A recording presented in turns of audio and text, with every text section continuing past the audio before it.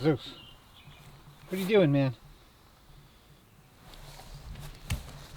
Lazing around. As usual. Just kidding, guy's really busy. He's taking a rest finally. It's a beautiful Sunday morning, a little cloudy. But the birds are doing great. I want to talk to you guys about an idea that came out a while ago. Not my idea. I like the idea. But it was this term for allowing horses to roam in a controlled way. It's called Paddock Paradise. Now, when we first started this place, I knew a lot about that and I wanted the same kind of thing. So when these paddocks were built, they were built sort of modular, meaning that they could open and close individually or all together or two at a time or whatever. So here I can show you, because I'm getting back into working and how to get this to work. I've opened up this part here. And it's a little hodgepodge, I know that, but you know, this is fenced off and this is fenced off. And if I wanted to, I could take Ruli's board off as well, so that this paddock and this paddock could be together. And Peggy's out right now, as you can see.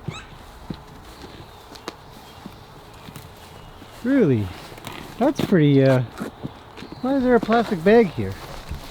You never know what you're gonna find when you go searching around. Anyhow, so,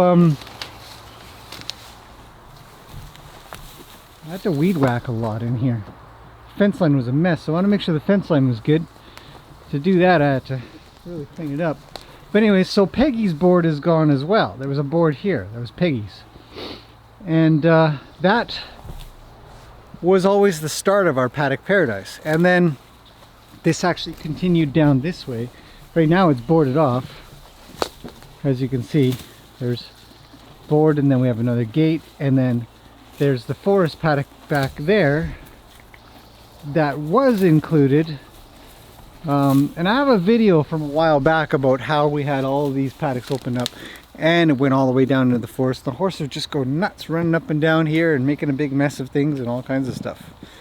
And I haven't talked about that for a while, so I thought I'd talk about it again. It's a great opportunity because I'm just sort of opening things up and getting them to clean up this rough grass. I mean, this is long gone to seed, obviously. It's pretty stocky. It's very fibrous, old stuff.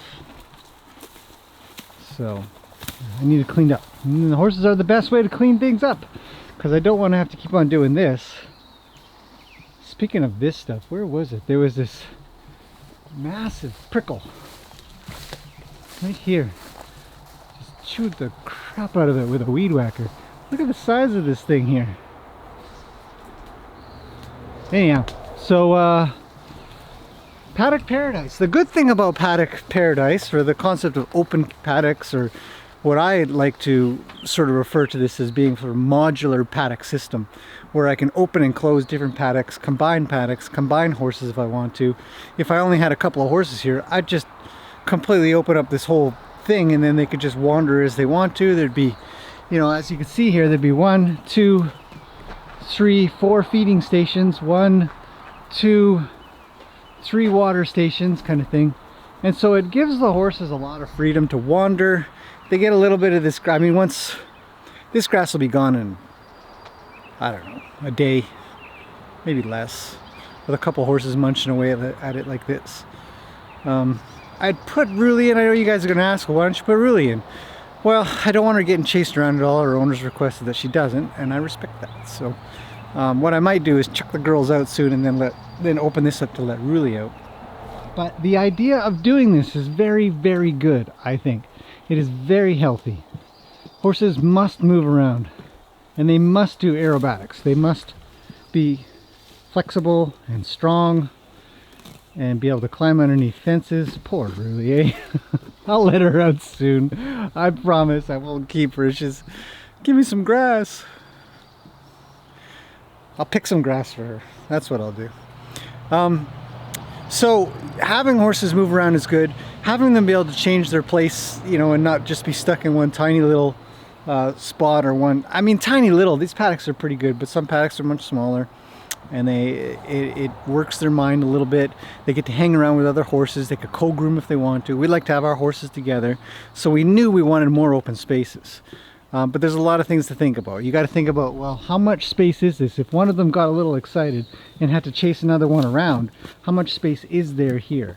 One of the problems that we did have is that this space here, one horse would feed here, right there, and then maybe there wasn't a bag there, or it was empty, and then maybe a horse would be stuck over here because it couldn't get past this horse to get over into here.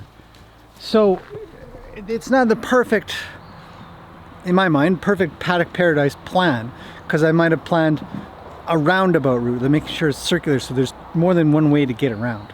So modifications to be made one day. Anyhow, thought I'd introduce that to you guys.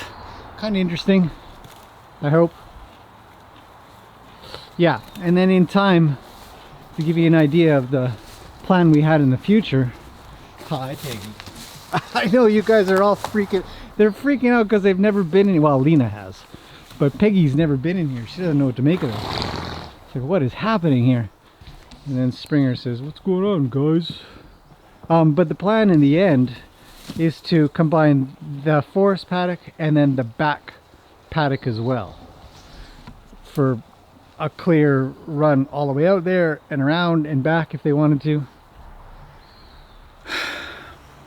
Wishful thinking, something that'll happen in time, but very healthy. And when the grass isn't this ridiculously long, then it could be just some good nibbles, you know, eat some weeds and grass and stuff. So anyhow, that's my thing on Paddock Paradise.